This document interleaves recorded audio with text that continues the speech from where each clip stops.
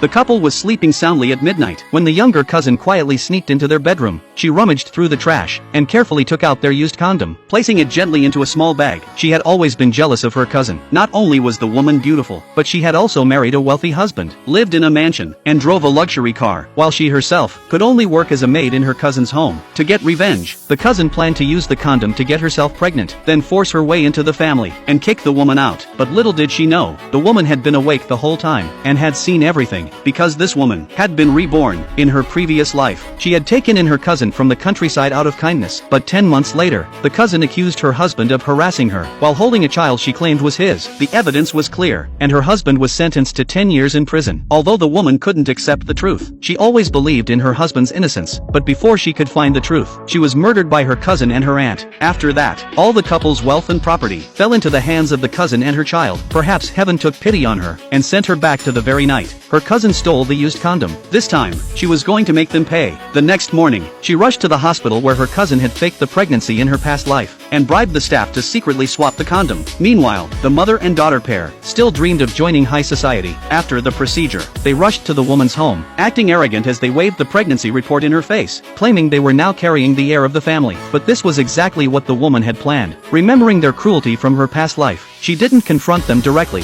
Instead, she smiled in shock and joy, saying she had already arranged the best postpartum care center for them. Hearing this, the two were thrilled, but when they arrived, the staff asked them to pay the bill. They froze, realizing they had been tricked, but unwilling to give up their fantasy of inheriting the fortune. The cousin gritted her teeth and paid the fee. 10 months later, after giving birth, she began ordering the maids to throw out the woman's things, trying to take over the master bedroom. The commotion drew the husband over, and the cousin immediately told the child to call him daddy. The man was stunned. He quickly denied any relationship with the cousin and turned to his wife, publicly pledging his loyalty. But the cousin put on a pitiful act and started telling everyone how the child was his. The man shook his head. He remembered that night he had been drunk, but nothing happened. Still trying to prove her point, the cousin pulled out a photo of them together as evidence, then began crying and yelling while holding the baby. The woman stayed calm. She walked over to the child and silently plucked a strand of hair. She was ready to do a paternity test because she knew only hard proof would destroy her cousin's lies once and for all. Fed up with their chaos, she ordered the guards to throw the mother and daughter out, then rushed to the hospital with the hair sample. But the real drama had just begun. Outside the villa, the cousin was putting on a show,